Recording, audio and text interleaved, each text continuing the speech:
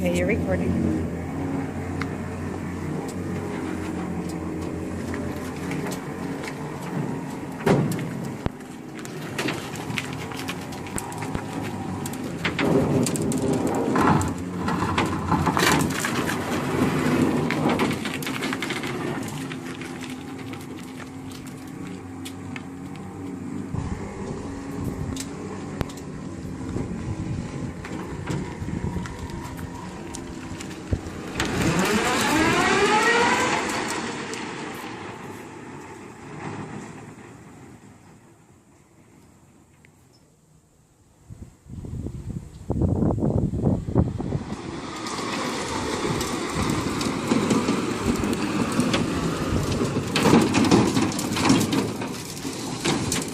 Oh my goodness.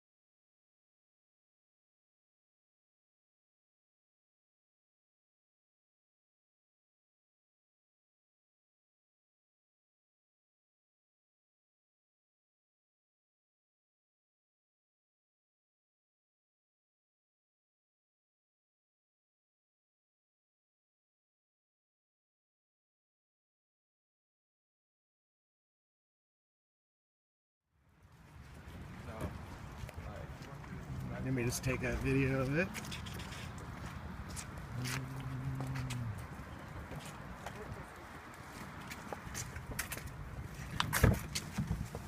All right. What are we sitting in front of? What's the name of this car again? It's the Mercedes-Benz B-Class electric drive. And it's being announced next week. And this is in the somewhere around 40,000-50,000. You're not announcing prices yet. Correct. And this is a nice, comfortable car, and it's made for electric and conventional, but in the United States it'll only be available electric. Correct. What's the range on this car? The range is 122 miles, Okay. nominal US cycle. That's a little bit more than the BMW i3. Correct. That's good, because I need that extra range, because I drive...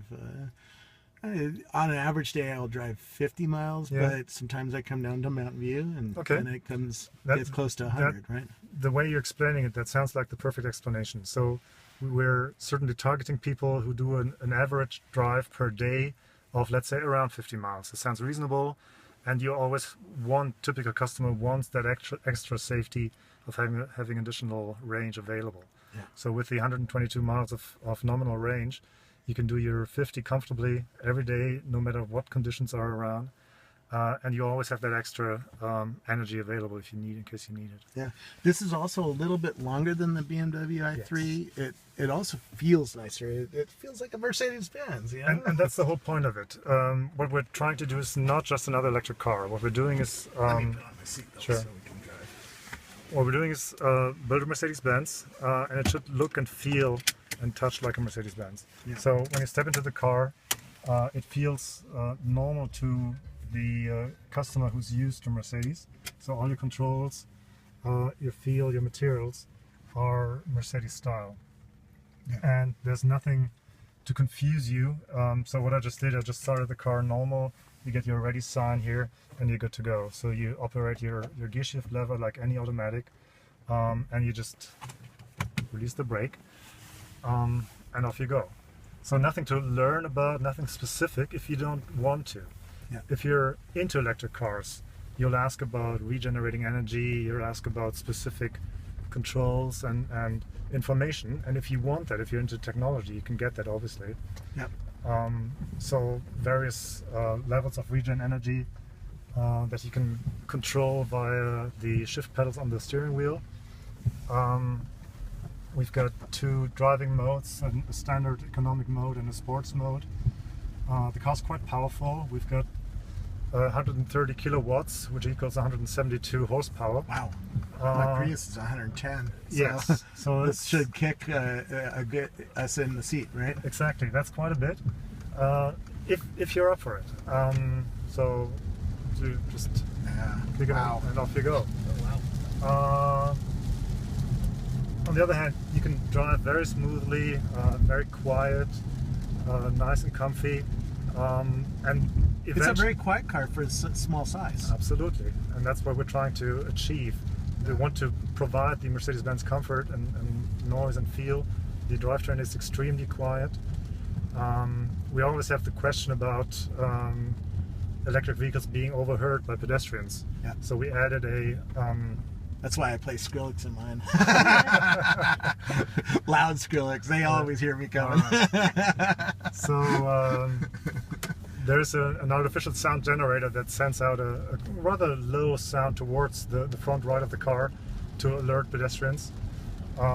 You won't hear that in the interior, so we're trying to isolate that sound from the passengers. Do you have any driving assistance? We talked about autonomous vehicles. Are you doing like front-facing radar Yes. or anything like that? Because the BMW does not, and that was a bit major minus for me. Because my Prius has front-facing radar. We call it radar-assisted cruise control, right? And we also have a camera up here that watches the lanes and tries to warn you when you're falling So asleep. you see those red triangles in the mirrors? That's your blind spot warning. Yeah. So you've got lane departure assist, which just knocks on your steering wheel. We've got a front collision prevention assist, which is a small radar sensor in the front that alerts you if you approach an obstacle too fast. And we've got using this radar sensor to support regen energy. So in other words, if there's an obstacle in front of you, the car will automatically brake down using regen braking in order to regain as much energy as possible. For people who don't know the difference, if you brake slowly and constantly, you can use the electric motor to regenerate electricity back into the battery. Correct. If you brake too fast, then you use the caliper to and you waste electricity because you're converting potential energy into heat, and that's not good, right? You want to slow down constantly and slowly so you get the power back. Here we go. Couldn't have said it any better. Absolutely perfect explanation. See, I did study something in physics. I barely remember physics. And when I mentioned earlier, it depends very much on the customer type.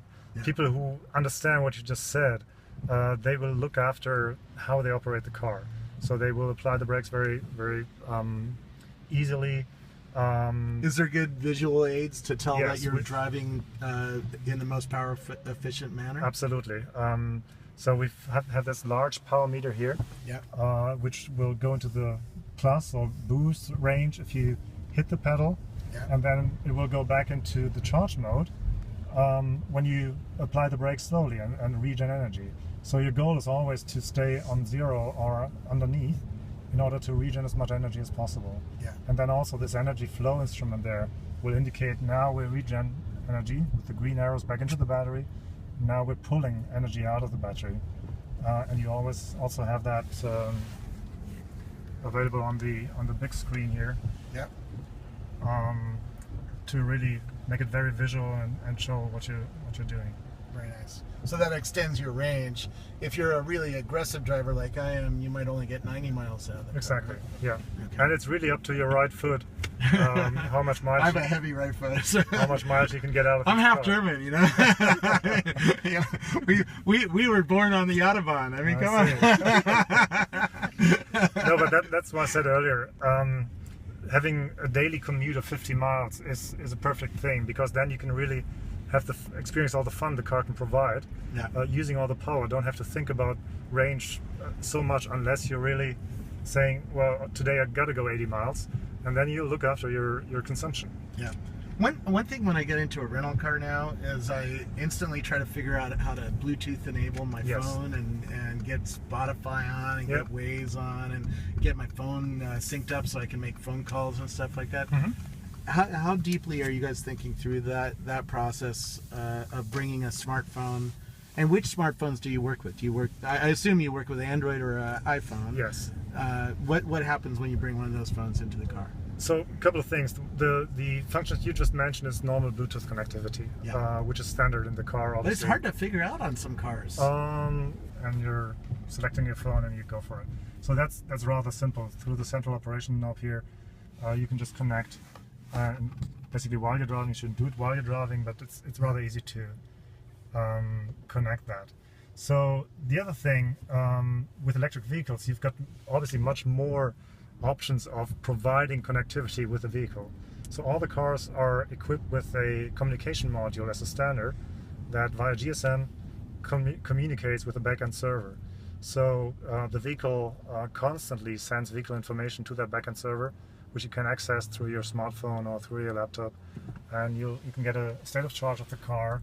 You can get the available range of any time. You can see the charging process. You'll get the end of the charge information all through your smartphone. Yeah. So you have a Mercedes-Benz app on your phone? Yes. Very cool. So it's called My B-Class Electric Drive, and you can access your car. You got to pair your phone with the car. Can you see where your car's parked in case you forgot it at an airport you or something? can't see automatically. You can say I'm parked here, and then later on lead you back to there. Okay. Cool. Anything else we should know about this car? It's an electric car. We saw the trunk. It's a really beautiful trunk. It's very quiet. It's You can get used to that. Yeah. Driving electric cars is ultimately a lot of fun, but also very relaxing. You can just cruise and don't have any noise disturbance. The one thing you might want to know about the car, we worked together with Tesla on this vehicle. So the drivetrain and the battery is provided by Tesla here from Silicon Valley, as you know. Yep. And that's a very fruitful cooperation in this particular vehicle. Elon Musk is the man. Well, he's got a lot of good people there. Yeah. And we worked with Tesla before on other projects, so this is the latest one. And yeah, we're very happy with that. Yeah. It's available this fall in the United States? This summer in the United States, okay. And later this year in Europe. Very cool. If I'm in Europe and on the Autobahn, what's the top speed on it? Top speed is 100 miles an hour, so we limit it to 100 miles. Is there a reason for that? Well, it's consumption. Yeah. The engine is capable of much more. But above that, the consumption goes really through the roof, and it doesn't make a lot of sense to drive much faster with an electric vehicle. Yeah. If you are in the unfortunate place of getting in an accident, what does the car do to protect you? The car's got all the safety systems features that you would expect from Mercedes. Yeah. So in other words, airbags around you pretty much. So you've got your driver passenger airbag, obviously. You've got knee bags, you've got side bags. Because it's front-facing radar is not on every version. Is that an option? No, it's on every version. It's standard, on every yes. version. So does it predict that you're about to hit something, and does it Yes. start doing things? Yes. Okay. So the standard safety systems like ESP, ABS, obviously, Yeah.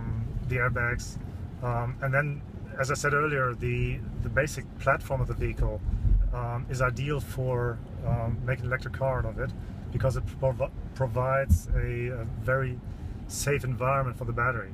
Since it's placed in that semi-sandwich, it's right beneath long members, right behind a cross member, high up in the car, so the battery is well protected.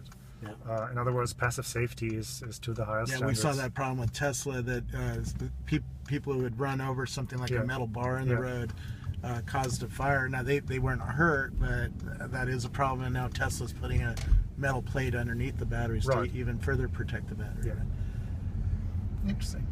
Well, thank you so much. You're very where do we welcome. learn? Again, the car's name is Mercedes-Benz B-Class Electric Drive.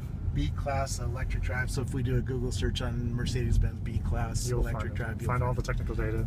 Very cool. Thank you so much.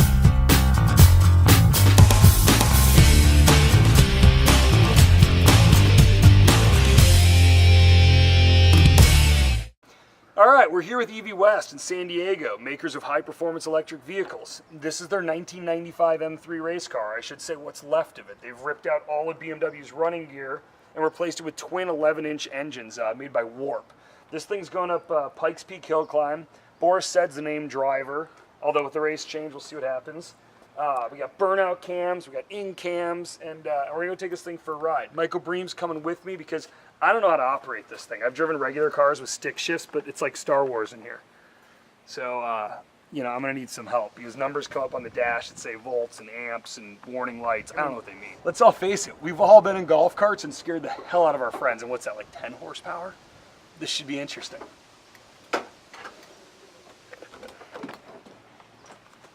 Oh, this thing is comfy, man. My cars are so small. Okay. All right, so I've never been in an electric car before other than golf carts. So this is like my master switch. Turn this on, this powers on the traction pack. Is that fair? Okay. So traction pack on. And then now I come over to Star Wars over here and flip the starter and the ignition up. Yep. Flip this up. Yep.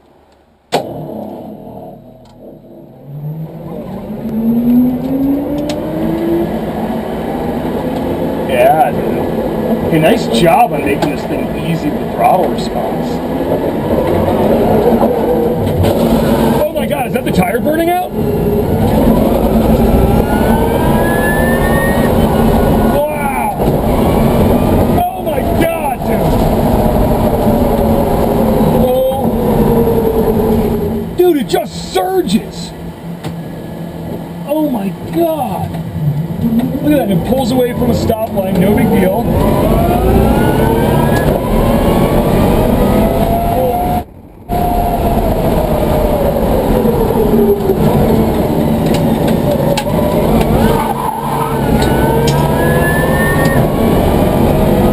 Oh, this thing's awesome.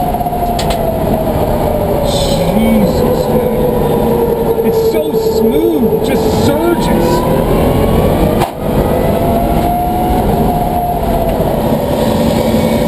I'm actually like, I've got a surge of adrenaline. Like, I don't get that often anymore. Like, you know, your fingertips get light and your foot pedal's a little nervous.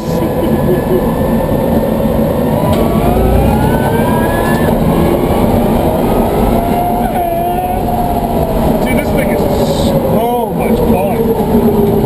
Oh, you know, it's weird how smooth the power comes in. Like, it doesn't feel like a combustion engine. It's just like, it's just silk. Yo, dude, we gotta go to a racetrack.